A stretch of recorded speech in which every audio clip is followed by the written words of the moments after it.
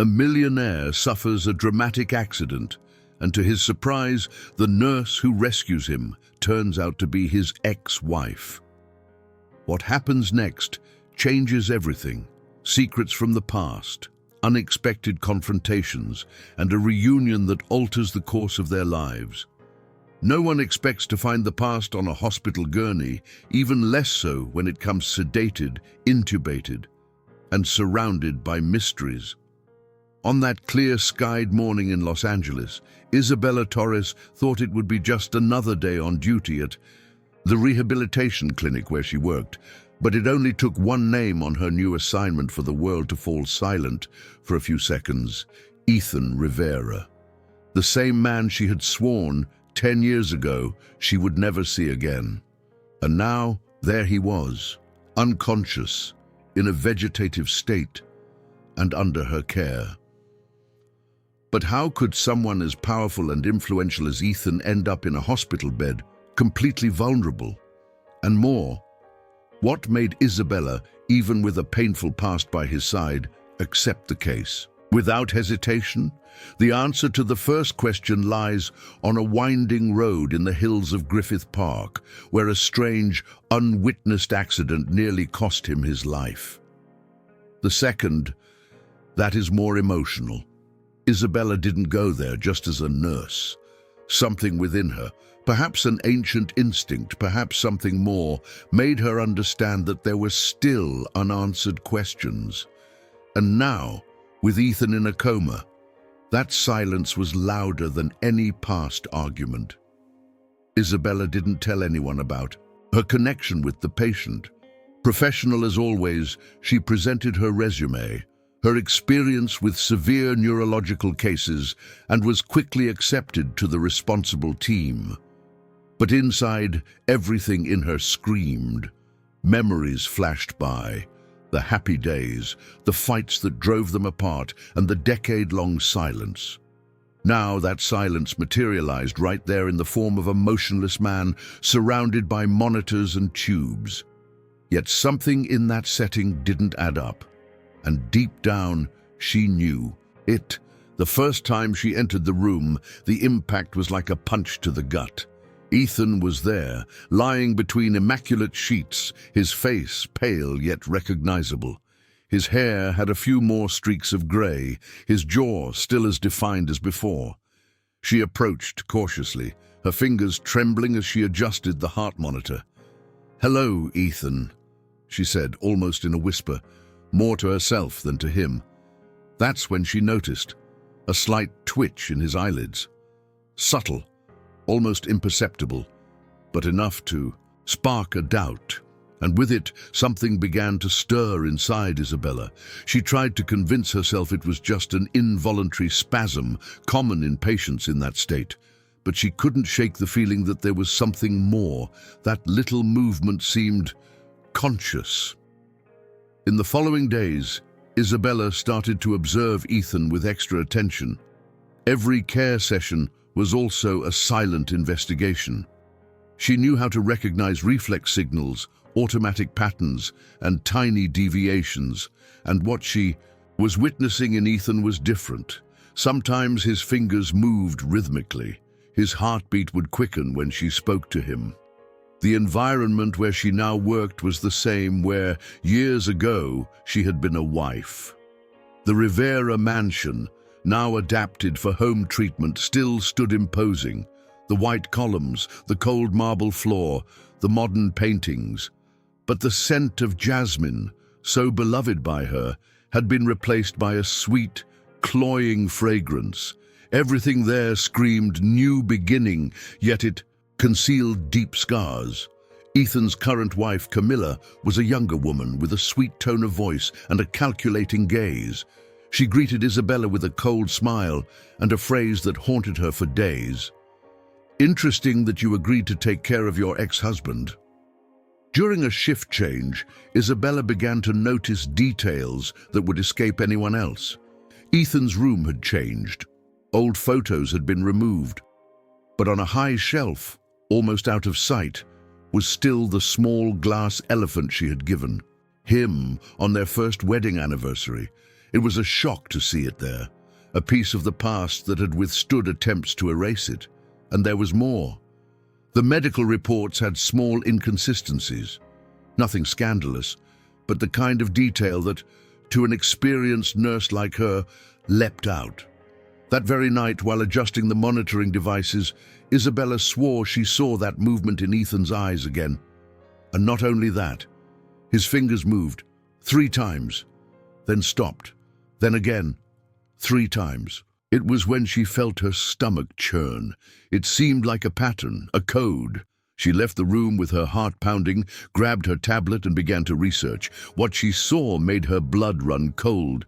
3 short taps, 3 long ones, 3 short taps. It was the oldest distress signal in the world, Morse code. He was saying SOS. The next morning, Isabella was determined to confirm what she had seen. During passive physiotherapy exercises, she spoke softly, close to Ethan's ear. 1 movement. For yes, 2 for no, okay? She waited, a single movement of his fingers. Yes. Are you trying to communicate with me? Another single movement. Yes, again. She felt her throat tighten. That changed everything. He wasn't just conscious, he was trapped inside his own body, listening, feeling, understanding, and trying to ask for help. She tried to share her discovery with the neurologist in charge of the case, Dr. Richard Campos, a serious man with a gentle tone and a respectable posture. But his reaction was frustrating. Involuntary reflexes are common in cases like this. Don't get your hopes up, nurse. He didn't even examine her notes carefully. And minutes later, she saw him talking with Camilla, Ethan's current wife, in the corridor. The two whispered and exchanged glances in her direction. Isabella felt a shiver run down her spine. Something was wrong there. Very wrong. Little by little, Isabella began to realize that she was not just dealing with a delicate medical case. She was treading on dangerous ground where secrets were being carefully concealed. The house's butler, a discreet gentleman named Alejandro, always seemed to appear at just the right moment. And on one of those occasions, while she was organizing the medications, he approached her with a whispered warning. If you want to understand what really happened in that accident, you need to look beyond the papers. But before he could continue, Camilla appeared, and he withdrew as if nothing had happened. That night, Isabella couldn't sleep. She kept thinking about what Ethan had tried to tell her with that distress signal. She began to mentally review every detail: the accident location, the state of the car, the clinical reports. There were too many gaps, things that didn't add up. But what disturbed her most was the behavior of the people around him. Why so much effort to maintain the vegetative state as permanent? Who benefited from it? And why did Camilla always seem so controlling with the schedules, the medications, and access to the room? Isabella decided to observe more and speak less. She began noting every signal, every change, every attempt at movement that Ethan made. And each day the patterns became clearer. She could already distinguish subtle variations in the Morse code he improvised with his fingers. He was trying to tell a story, and although it was in fragments, the words began to emerge. Danger, lie, trust, Camilla. Isabella felt the weight of those messages, like a punch to the stomach. It was no longer just a nurse treating a patient.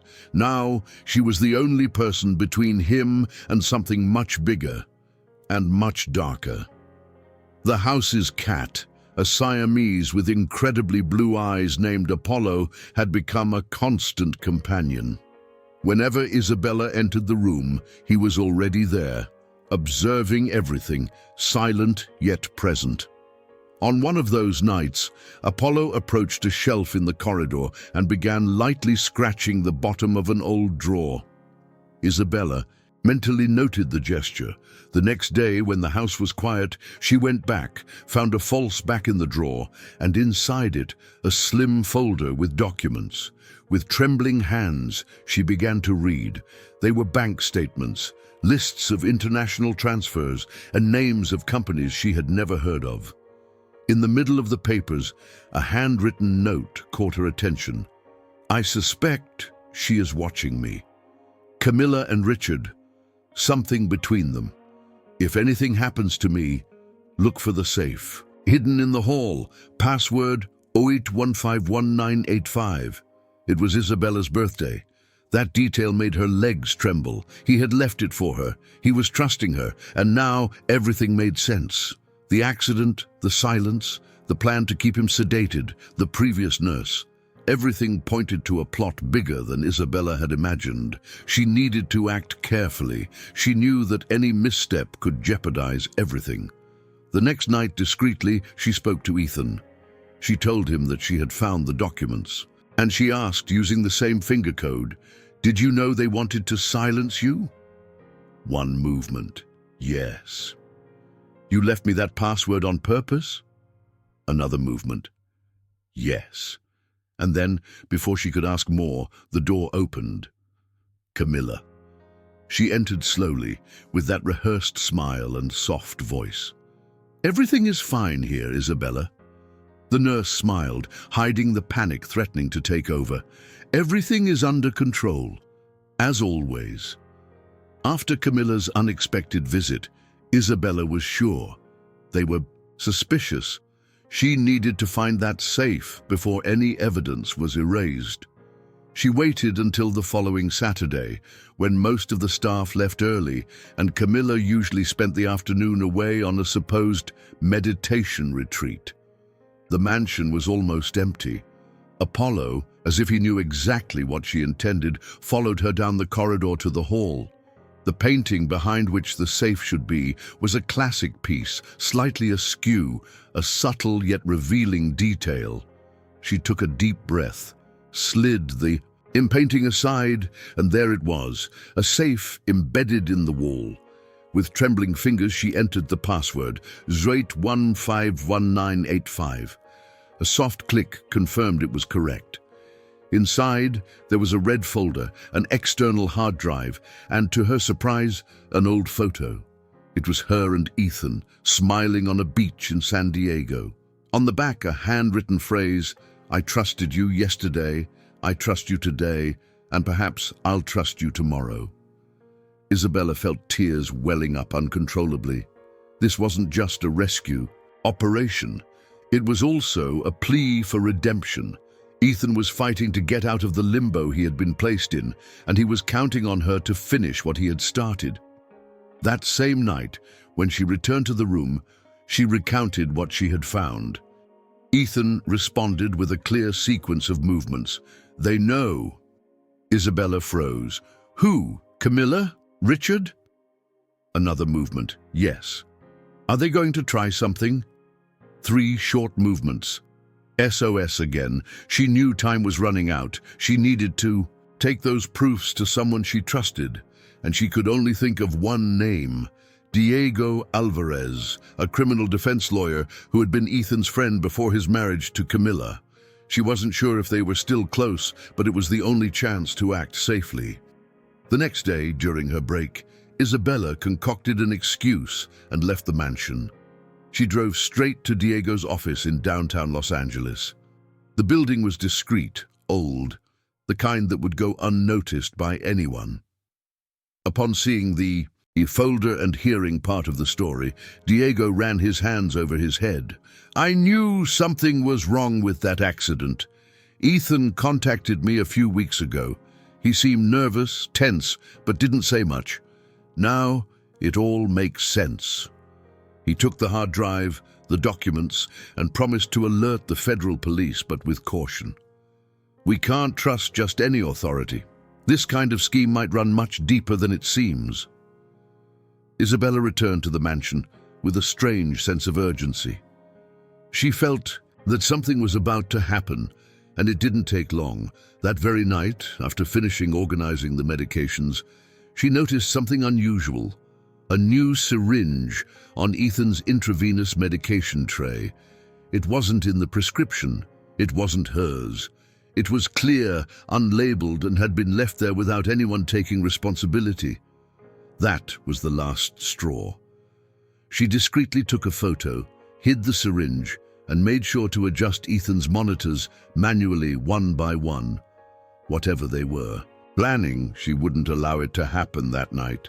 In the middle of the night, she was awoken by a notification on her cell phone. Diego. I got in touch with federal agents. They are already tracking those involved and can act tomorrow. Hold on tight. She replied with a simple, okay, but her mind was racing 1,000 miles an hour. In the morning, the atmosphere in the house was different, tenser. Camilla seemed restless, pacing back and forth, always with her cell phone in hand. And to make matters worse, Dr. Richard appeared unannounced, carrying a briefcase different from the one he usually used. Isabella tried to appear neutral, but every alarm inside her blared loudly. The doctor entered Ethan's room with a false, casual air. Just a small adjustment to the medication, nothing major, he said, as he opened the briefcase. Isabella positioned herself between him and the patient firmly. This change isn't in the records, and as long as I'm on duty, no unregistered substance will be administered. Richard forced a smile, but she saw a glint of threat in his eyes. Don't cause trouble, Isabella. You don't know who you're dealing with. But she didn't back down. And you don't know what has already been discovered. The atmosphere grew heavy until he backed off and left the room without another word. Minutes later, Alejandro discreetly appeared in the infirmary with an envelope in his hands. It was left in my locker this morning, he whispered. Inside was a copy of a dossier, records of bank transfers, photos of clandestine meetings, transcribed audios of suspicious phone calls. And in one of them, Camilla clearly said, he must not wake up. If that happens, the whole plan collapses. Isabella knew that this was the final push. Now, all the pieces were on the table. The only question was, could she hold the situation until the agents arrived? That same afternoon, Isabella noticed that Apollo's behavior had also changed. The cat seemed more agitated, pacing in, circles near Ethan's door, as if sensing that something was about to happen, and indeed it was. Around 6 p.m., Camilla entered Ethan's room without knocking. She was different, wearing a dark coat, no makeup, hair tied back. Without preamble, she said, "You got too involved, Isabella. I thought you'd know how to keep things professional." The nurse kept her composure. "My only commitment is to the patient's recovery." But inside, she knew the confrontation had begun, and there was no turning back.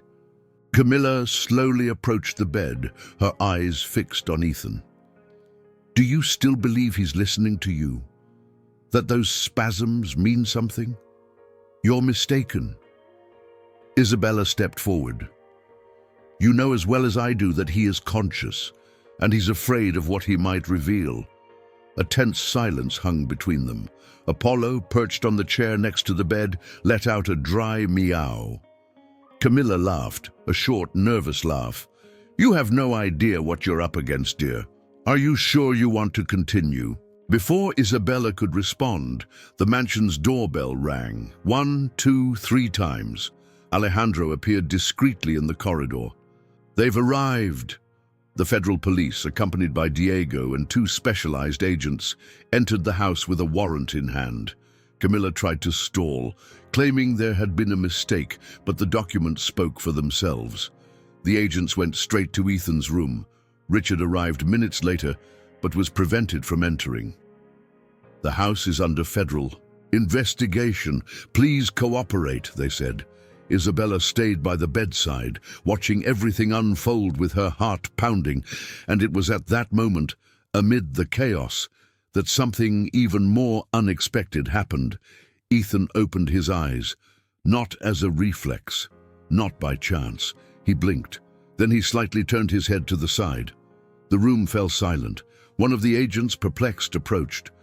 "Mr. Rivera, can you hear me?" An almost imperceptible movement. "Yes." Isabella held his hand, her eyes welling up. "You did it. They're here. You're safe." And at that moment, for the first time since the accident, she saw in Ethan's eyes something that had long been missing: hope. The twist was so unexpected that even the agents hesitated for a few seconds. A man presumed to be in a vegetative state for months, now conscious.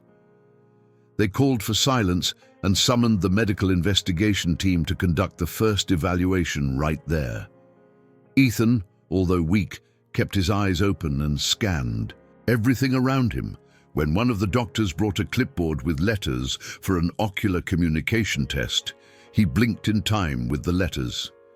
SOS. Isabella, trust, risk.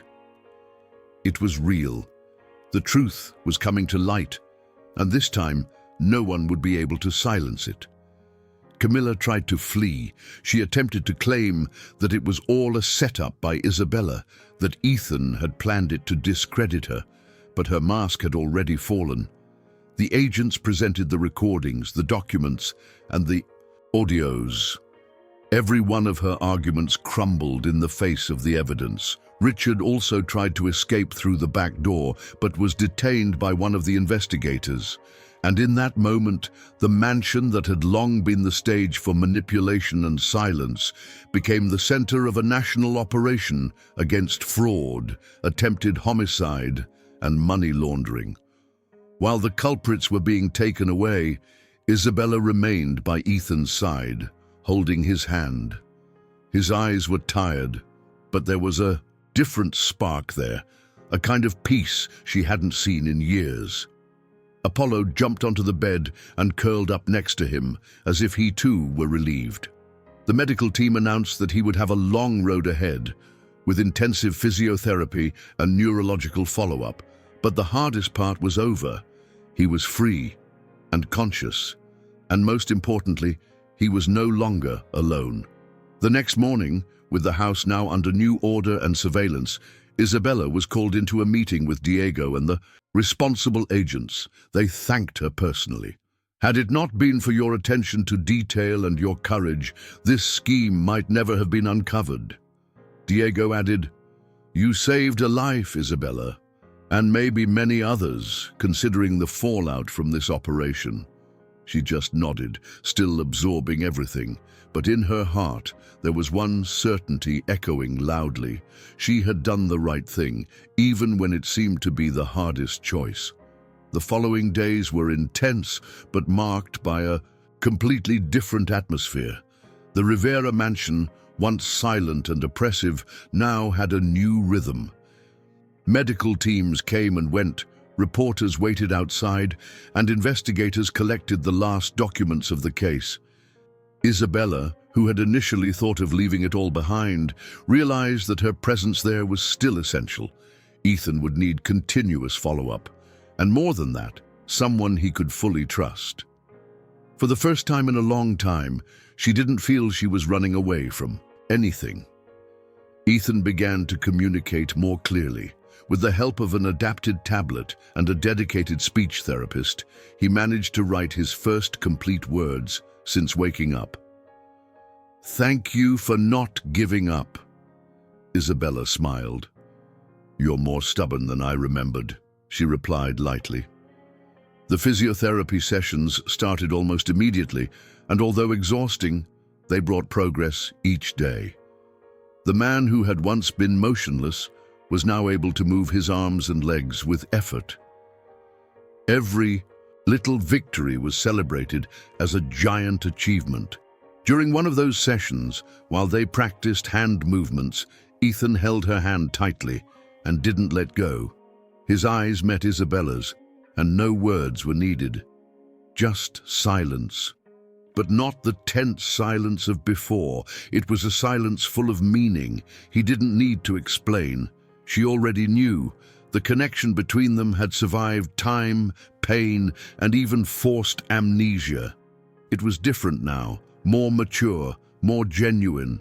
Apollo observed everything, from the corner of the room, purring with an almost conspiratorial air. One afternoon, while walking together in the property's garden, Ethan stopped beside a wooden bench under a tree and pointed to the horizon. "I've thought about turning this place around," he said with effort but firmly, "creating a place where other people can also recover. People who don't have the resources I had." Isabella stopped beside him, surprised. "You want to open a rehabilitation center?" He nodded. "With the structure we already have here, and with you at the helm, I know it can work." She didn't answer immediately, but inside, something began to blossom. An idea that might give new meaning to everything they had been through. Ethan's proposal echoed in Isabella's mind in the following days. It was more than just a project. It was a way to redefine everything that mansion had represented. From the place where she had experienced love, pain, betrayal, and discovery, something new could emerge. Something useful, healing, but accepting also meant staying, and she still wasn't sure if she was ready for that. Amid the doubts, she found herself smiling when she saw Ethan progress. His steps, still supported by a walker, were already reaching the garden. The man many had considered lost was now reclaiming his space. One day, while adjusting his leg support brace, Isabella dared to ask a question. "You thought of me when you set that safe password, didn't you?" Ethan smiled, a sparkle in his eyes. "I knew that if anyone were to discover it, it would be you." That disarmed her. As much as she had tried to keep an emotional distance since it all began, the truth is that bond would never be completely broken. He was no longer the man he once was, and neither was she. Both had changed, survived, grown, and maybe, just maybe, they were ready for something new. Gradually, the mansion began to be adapted. Ethan made sure to preserve the historic facade, but the interior took on the appearance of a state-of-the-art rehabilitation clinic, physiotherapy rooms, offices, sensory spaces, a common area with a therapeutic garden. Initially only a consultant, Isabella found herself increasingly involved. She started selecting the team, reviewing protocols, organizing trainings, and before she knew it, she was helping to build a place where other people could also start over.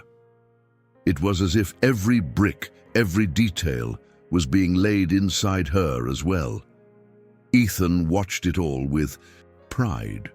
On a quiet afternoon, he called her into the old office, now transformed into the project's planning room. "I have a question, but I want you to think about it carefully," he said. "Would you agree to be the clinical director of the center? I want this place to have your soul, your way of caring." Isabella fell silent. She knew it wasn't just any question. Taking on that role was a deep commitment. But at the same time, it was a chance to do something truly transformative. And perhaps, just perhaps, it was the beginning of the most important chapter of her life. That night, Isabella paced back and forth in the residential wings room of the mansion. Apollo, ever watchful, followed her with eyes fixed on the foot of the bed. Ethan's proposal had stirred her in a way she never imagined. It wasn't just about the position, it was about everything that place represented. The pains of the past, the revelations, the risks they had taken together. But it was also about the future, about turning suffering into service, fear into purpose. And the truth was that deep down she had already made the decision. It just needed to be accepted. The next day, during a morning walk in the garden with Ethan, she finally said, "Yes, I accept, but on one condition." He stopped, surprised. "What condition?" She looked into his eyes. "I want the center to also serve low-income people. I want half the spots to be reserved for those who can't afford to pay." Ethan smiled.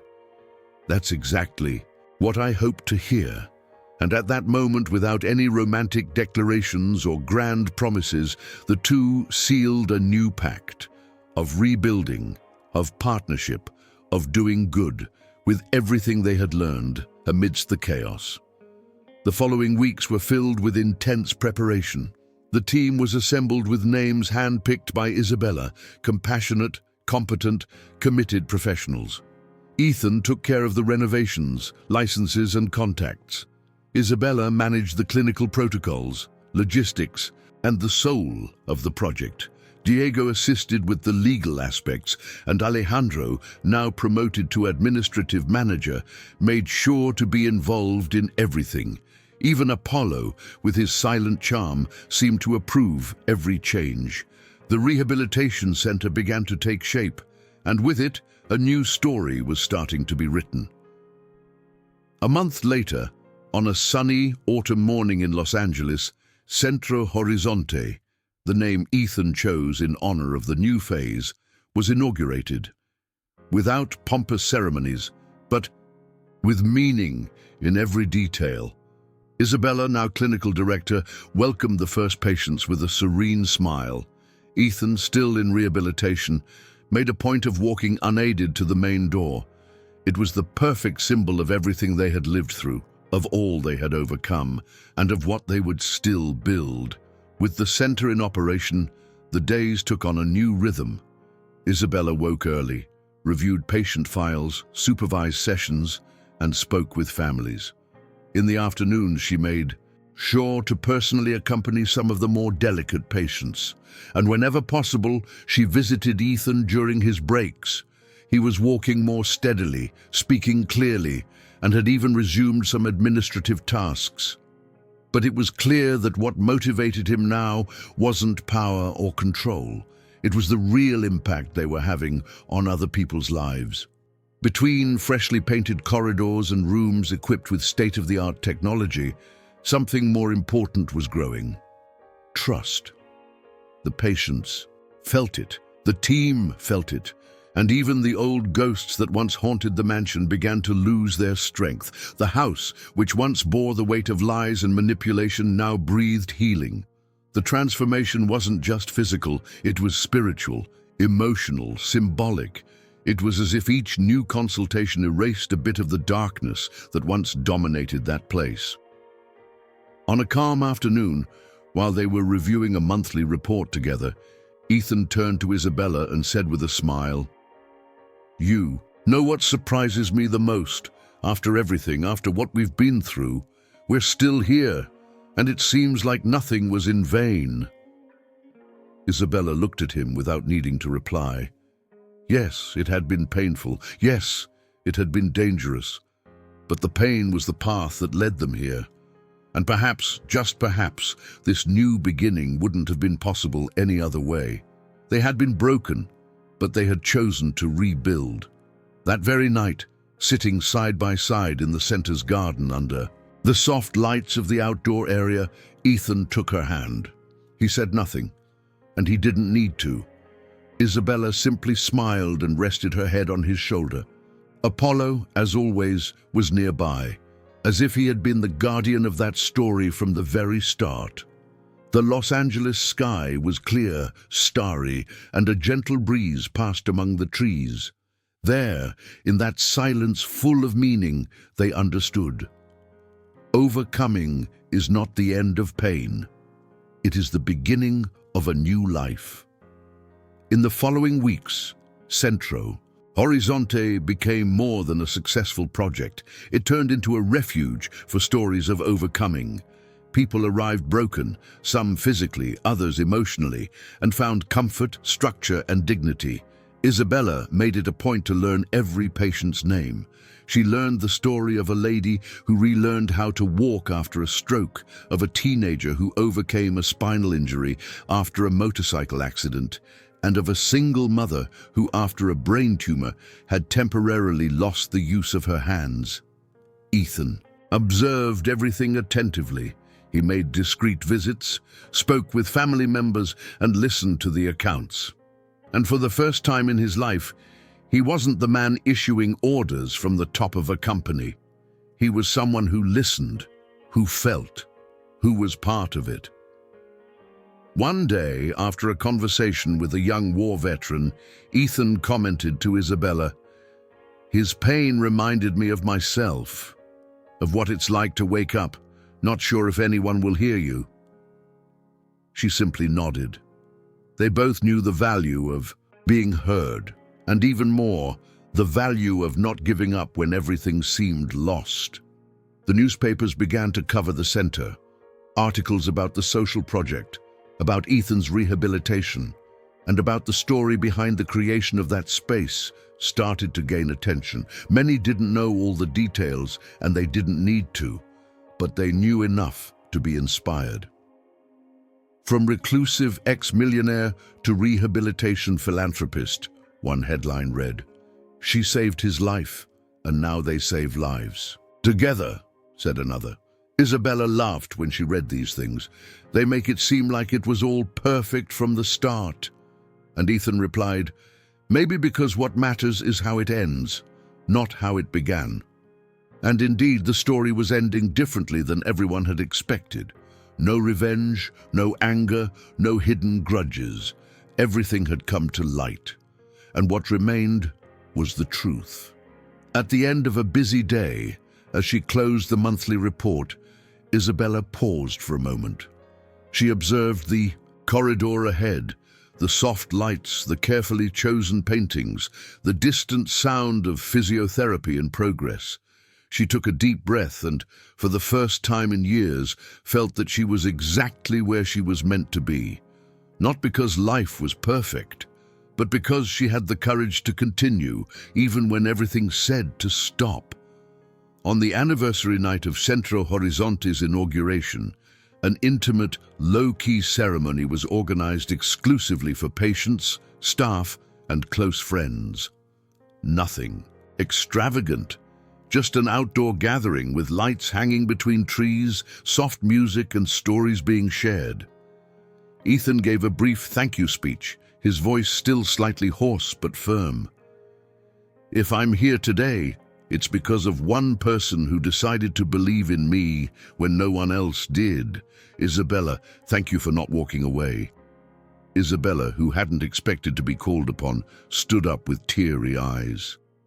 "You were never alone, Ethan. You just needed someone to remind you of that."